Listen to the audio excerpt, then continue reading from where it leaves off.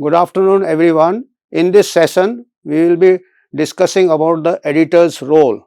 You have been attending the sessions on the publications from your research work, writing a paper, review, then you submit it to the journal. Most of you may be curious to know what happens to the paper when it goes to the editorial office.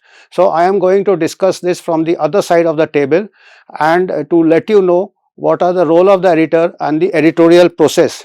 What are the etiquettes of editors? Editors also have a sense of responsibility towards the authors.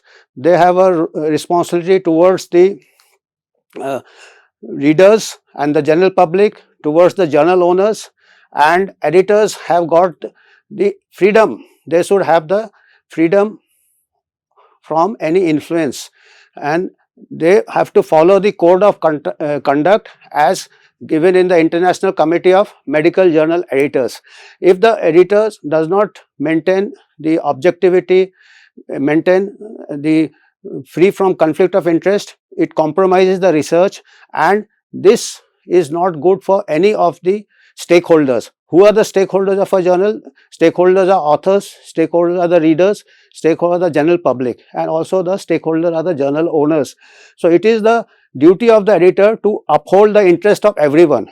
Young authors, particularly the beginning authors, may get very disappointed if their papers are not accepted immediately. The first version is not accepted, but the authors, young authors particularly, should know that this is in the interest of the authors themselves, because now everything is in the public domain. All of the published work becomes retrievable. If the articles have got flaws, if the articles are not of good standard, if it is published, it is not good for any of the stakeholders. In the long run, it catches up with the authors. It may be a negative part of the CV if the paper have been to be retracted later. Similarly, it is not good for the readers. It is not good for the public, because the public is misguided by poor research. It may harm the public if the people follow something which is wrong in the paper. You must have seen in the recent pandemic, even the best journals like Lancet and New England Journal of Medicine had to retract papers. So, it is a great responsibility on the journal editors to see the papers are of good quality and substandard papers are not accepted, because in the long run it is not in the author's interest. So, knowing this, I think it should console the authors if the papers are rejected. It is for their own good. They have to improve their level and then again resubmit. So, what is the editors? What are editor? How editor cannot do all this single handed?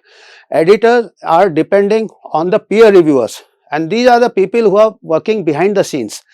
They are the high quality, the quality of publications depend on the quality of peer reviewers, and all editors, they dream of a high quality peer review, and this is a dream, and as reality brought out by surveys, most of the time these dreams are not realized. Some comments from reviewers are maybe very abusive, some may be very hostile. All referees state, all reviewers, they think that they are objective, gentle and can identify creative work. But in practice, many depart from this ideal. As we all know, we are all human beings. So, reviewers are also human beings. These human beings are got their own prejudices, they have got their own biases. So, what is the role of the editor in such a situation? Editor has to moderate between the reviewer and the author. Suppose the comments are very hostile, the editor can moderate the comment, or sometimes if the comments are outright very off the track, the editor can even ignore those comments and send it to another reviewer. So, editor has a role. Editor is not bound by the reviewer's comments. He has to understand, he or she has to understand the quality of the and accordingly guide the authors. So, editors are with the authors, it is a combined effort. The impression should not be that like an exam, the examiner is asking me question, the examiner will fail me. So, editor's role is not passing or failing. Editor's role is to have good quality publication. it raises the standard of the journal, and in the long run the authors are also benefited, because subsequently they can publish, and if their journal name is good, their name also be good. If the second rate papers are accepted, immediately the authors may feel a sense of satisfaction, but in the long run they are not benefited. The journal standards goes down, the author's reputation, journal reputation, the owner's reputation, everything will go down, and the readers will not read that journal, or they will not rate the journal very highly. Now, little about the experience of editing medical journal of D.Y. Patil Vidyapeeth. I am Dr. Amitabh Banerjee. I have been editing this. I am professor and head of community medicine. I have been editing this journal for the past 8 years. Over this 8 years, we have reached out to more than 4,000 reviewers from 90 countries. And standard of sometimes what happens when you are having particularly reviewers from developed countries who are reviewing articles, who are reviewing articles from poor countries, many times there is a mismatch. Sometimes the expectation of reviewer can be very high, sometimes they may demand very high investigations which are not affordable to patients in our country. So again the role of the editor comes in to moderate such a to all local circumstances. For example, we have got some remarks from referees. The referee accepted one case report.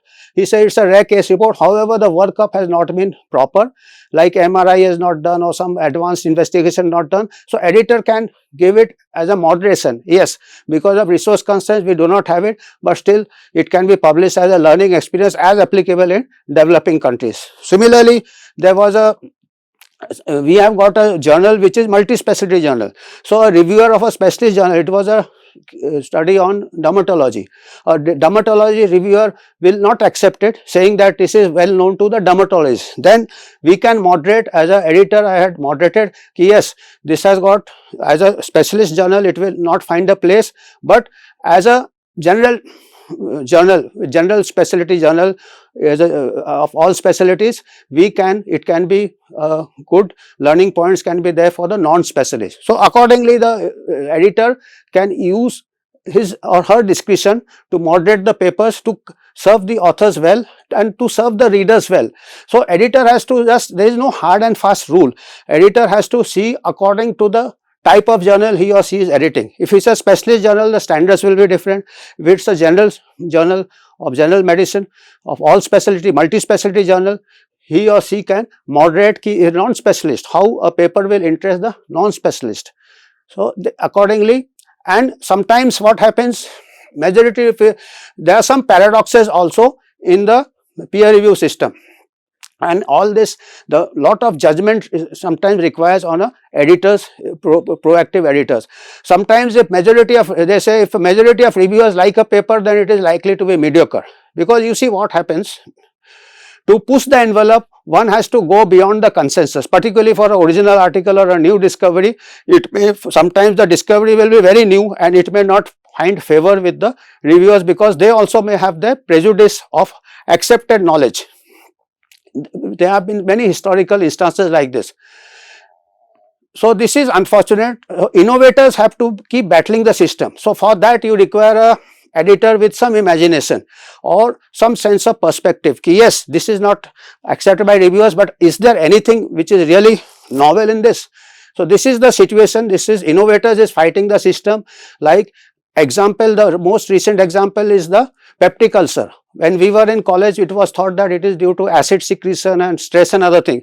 Subsequently, Dr. Marcel from Australia, he put forward that it is due to Helicobacter pylori. So in his initial, when he put this paper, it was rejected in conferences, it was rejected in medical journals, because the consensus was that all the textbooks said it is due to peptic ulcer, is due to acid or due to stress, acid secretion. So it was not due to any infection, but he persisted in that. In fact, when he could not, he himself drank the concentration culture of Helicobacter pylori. He himself got the peptic ulcer to prove the point. In fact, his wife also left him because he had very bad breath due to this Helicobacter.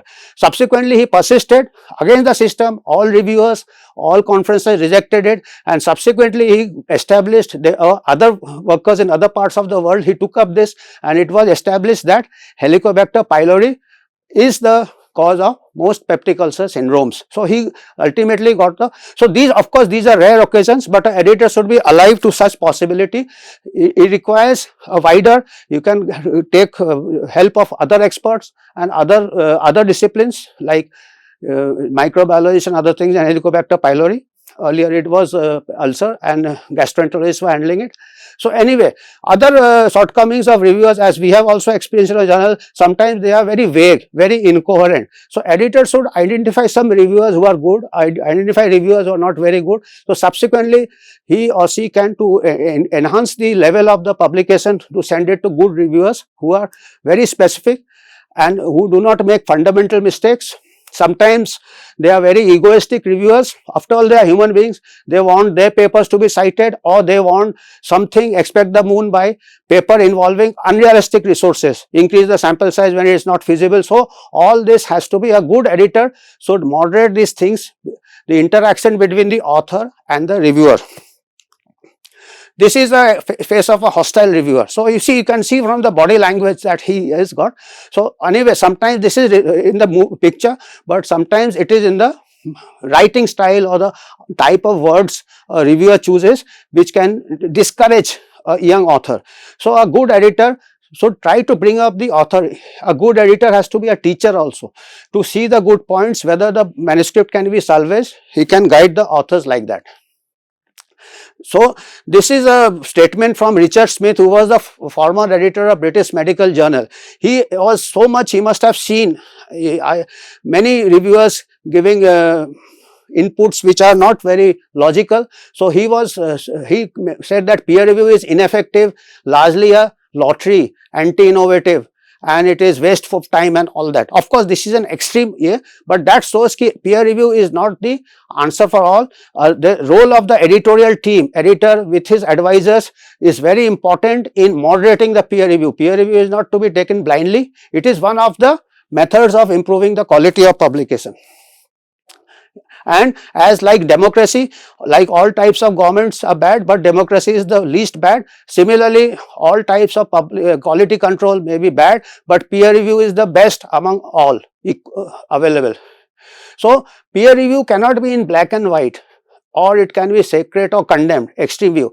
It has a shades of good, bad and the ugly. Like all other human beings, the peer review also depends on the one who is reviewing. So editors should triangulate and moderate inputs from various referees. It's not only you depend on one or two referees. If you find too much of conflicting, you can send it to more referees.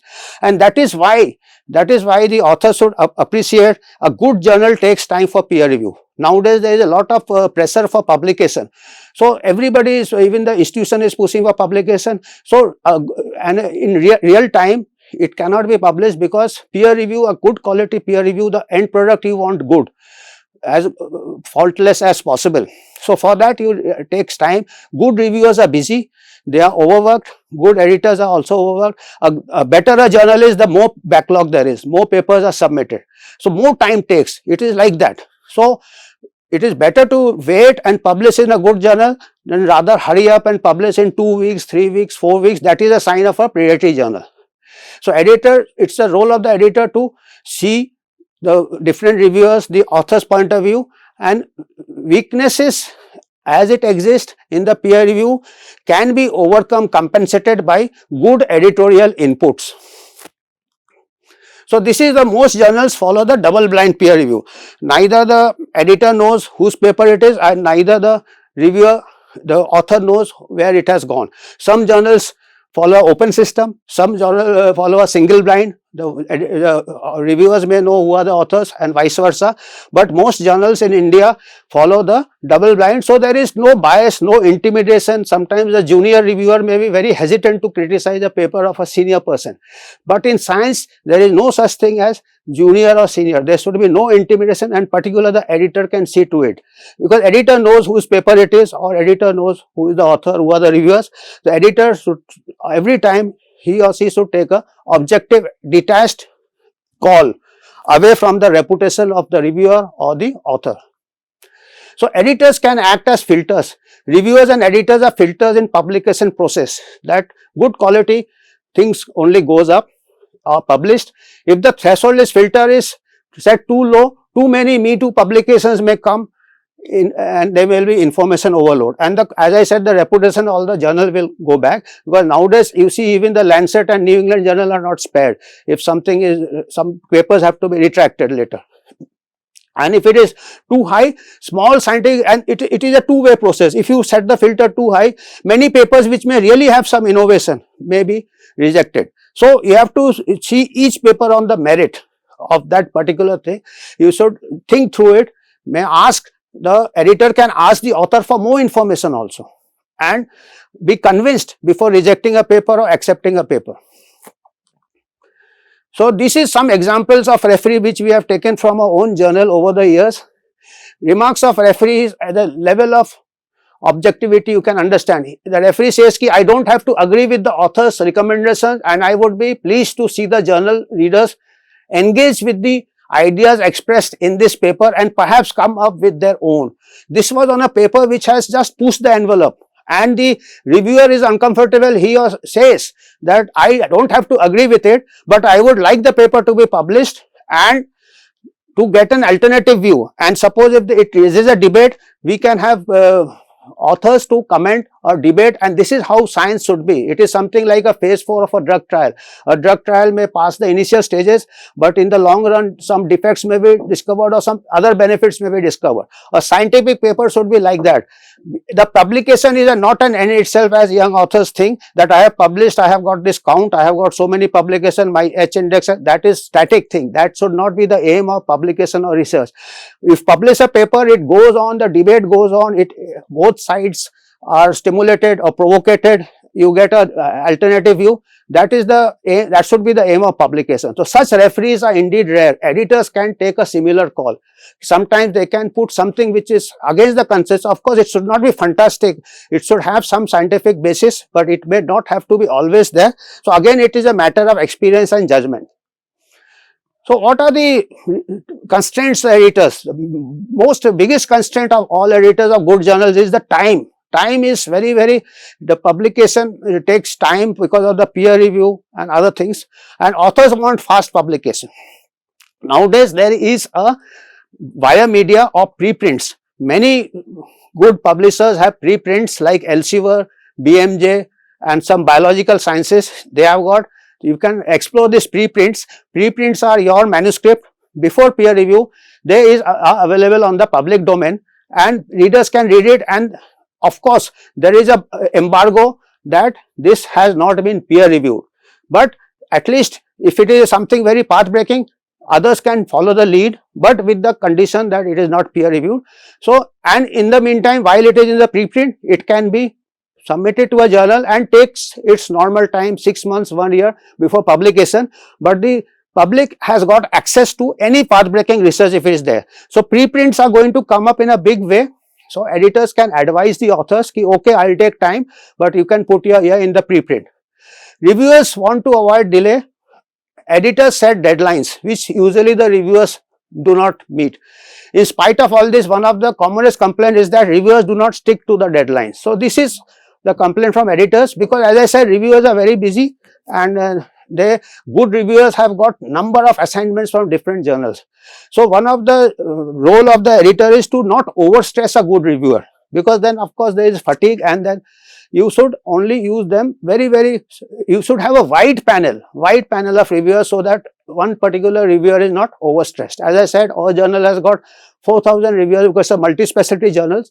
From all specialties, we have got almost a panel of 4,000 reviewers, and every new paper one should look for new reviewers instead of going back to the old reviewers. And the best way of searching for new reviewers are from the references the author gives, because that is related to the subject matter of the manuscript. So, that is one way, and usually the mail and institution available, you can send through the journal system. Most of the journal systems have got the online softwares where you can send a request to the reviewers. And as it is, as I said, authors expect quick inputs, and a good review takes time. Bad review can be done quickly but are not helpful to anyone. Even it is not helpful to the authors also if the bad paper is accepted in a haste. As I said, in the long run, a bad paper catches up with the author. If reviewer does not have time for good review, he should decline. Editors should change the assignment to some other reviewer. What about low quality management? As I said earlier, editors and reviewers are also teachers, particularly of beginners. They should not discourage. Even if the manuscript is of low quality, the review and editing should be of good quality. Review should give some substance so that to suggest how it can be improved. Even if your journal is rejecting it, if the author is sincere, he or she can rewrite it with your suggestions and submit it to some other journal, and it should be encouraging. There are some remarks of from our example only I have taken out, remarks of a very magnanimous reviewer. This manuscript seems to have been written by a young novice researcher. Though it is not my usual practice, I have made extensive revisions, almost rewriting the whole paper to encourage the author since the findings have some new message. So you see, this is a sign of this is an example from a very good reviewer who has understood the author has done good work but doesn't know how to write it. So she has written the whole paper. So these are very rare indeed, and editors also nurture or cultivate such reviewers and encourage authors. Editors also learn a lot from good reviewers, how to be very, very tolerant and how to encourage young authors. Overall opinion by reviewer helps the editor. Mastering the domain essential for a good review. Summary, how the review should be, the editor, how the editor judge whether the review is good. If the reviewer gives a summary at the start of the review, conveys at least they show the reviewer and the author are on the same page, can indicate whether reviewer and author are on the same page. The author can strive for more clarity if there is some communication gap. Suppose the gist is not understood by reviewer, he should or she should state the gist, and you can make out whether there is a communication gap between the author and the reviewer. Points to see as editor or reviewer: after reading and summarizing, should be able to comment whether the paper fits the journal scope. So, editor has to decide whether it is as per the scope of the journal. Value of the paper for the readers of the journal: how much the readers can use the information in their practice or in their research. Validity: whether work is done properly. For that, the editors and reviewers should have some basic idea of research methodology, whether the sample was adequate, whether the sampling was adequate so that it can be extrapolated to a larger population, whether the measurements were here. So, all this is the value of the paper or validity of the paper, and whether there is any new message or relevance, that is whether earlier work, whether it has done more than the earlier work or it has resolved some conflict. So, this new message, if the paper has got new message, definitely the paper has to be published on priority. Then, as I said, even if the manuscript is bad, the editor should be positive message to the how to improve the paper. Even if paper is not published, review still valuable. Some hostile reviewers may say this is a terrible paper and I do not want to waste my time over it. This attitude does not help anyone. It does not help the editor also. Just general statement. What is be specific, then it helps. Constructive reviews help the authors as well as the editors. Reviewers tend to focus only on negative aspect. Review doesn't mean that you have to criticize a paper, but what helps is highlighting the strengths. Encouraging authors motivates them to improve their research. So, as anyone who has done actual research, one can make out that this person has done research and he or she knows the difficulties. Usually reviewers who are themselves been researchers, serious researchers, they know the difficulties on ground. Those who one can, as an editor, sometimes one can make out whether he or she himself has done research or not. Those who have done the least, they may be most critical. One who knows the actual facts on the ground. Who benefits from good editing? Authors and published research. As I said, the journal standard goes up, everybody benefits. Author benefit, the reader benefit. Author, if the journal status goes up, the author's also status goes up, because publication in a good journal raises the author's CV. Referees should be respectful of people and editors also. We are to help each other, can help improve author skills. Good editors are also teachers, as I have been saying. Everyone benefits. The editors, reviewers, contribution adds to the strength of the scientific evidence. A proper editorial review should summarize the overall evaluation, specific comments, improvement points, major points, minor points. What are the major and minor? Recommendations, make a clear recommendation, should not be vague, that this paper is not good or this paper is very good. That is also vague. You have to be exactly specific, what is good over the paper or what is bad over the paper.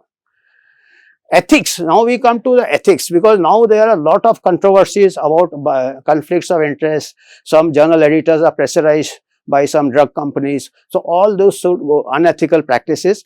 Editors should be above conflict of interest according to the international guidelines of medical journal, International Committee of Medical Journal Editors. The editors should be ready to put their job also on stake if there is pressure on them, even from the owner of the journal or the publisher of the journal or any editors should be of high integrity.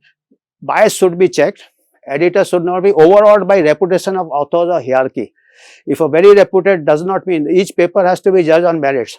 Author may be the highest name, but ipso facto that does not make them right. Even Sachin Tendulkar can score 0 sometimes. It's not that always he will score 100. Similarly, even the best researchers sometimes put out mediocre work. Confidentiality is very important, that the paper should not be discussed, the data is confidential, and this should be educated to the peer reviewers also. And declare conflict of interest if any, bring plagiarism and often misconduct to the notice of the author's institution. Sometimes editors have to investigate some charges of plagiarism, ask the author's explanation, and if they are subsequently they have to report to the institutional ethical committee of the author's institution. We have done it, we have seen some of the good institutions in India also, we have got sometimes plagiarism and we have informed the institution, they have taken action. So this is again a job, editors should not avoid such corrective measures. Conflict of interest, sometimes the referee has, just an example that I am a supplier of a referee who has declared his conflict of interest. I am a supplier of medical grade maggots in North America and foundation which appear, this was on maggot therapy. He was to review a paper and he has said that he owns some maggot supply. He is supplying maggots. So that becomes a conflict of interest. So my paper has been cited. Another referee says ki my paper has been cited by authors in the reference. This is again going too far. I mean, paper cited, of course, that also is a slight conflict of interest. The reviewer may be inclined that my citation will include. So this is a minor conflict of interest. Major conflict of interest is a particular says.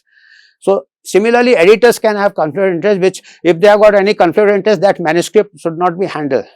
You see, another conflict of interest is, there is a big question whether editors should publish in their own journal. As far as possible, they should not publish. If they are publishing, that manuscript should not be handled, which is of course almost impossible. So what does an editor gain for all this? Scientific community demands a lot from editors and reviewers. Editing does not give immediate benefits. Editors are ahead of cutting edge research. Editors come to know what is happening in a particular field. It improves critical reading and thinking skills because we get exposed to different papers, different perspective, and it is allowing to give back to society in a big way the experience gained of your academic achievements.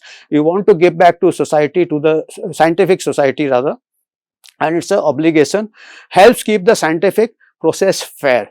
So it, as I said, you must have seen in the present pandemic, lot of misleading messages came from wrong papers. So they have to be retracted.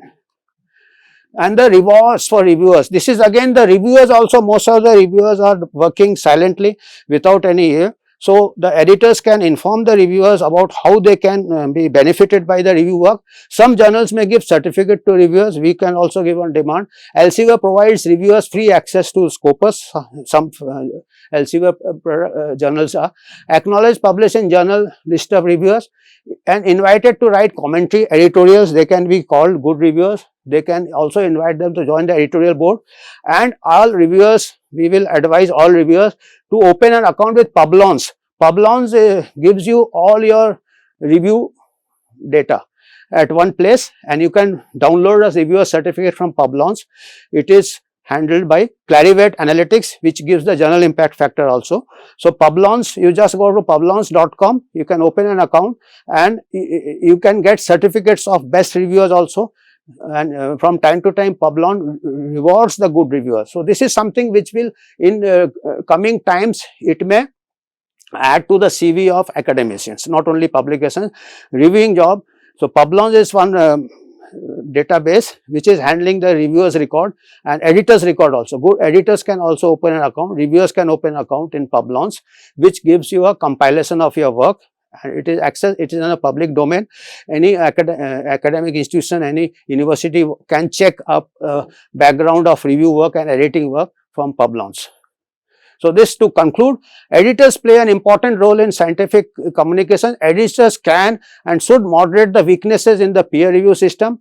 proper etiquettes and ethics in editing benefits all stakeholders and society. You have to be courteous to the authors. Most of them are struggling, they are beginners. Equally important are integrity, transparency and avoiding academic cronism. Academic cronism is editors in the institutions are very unpopular. My friends acquire my paper published, which I don't publish, because then it lowers the standard. So that is cronism.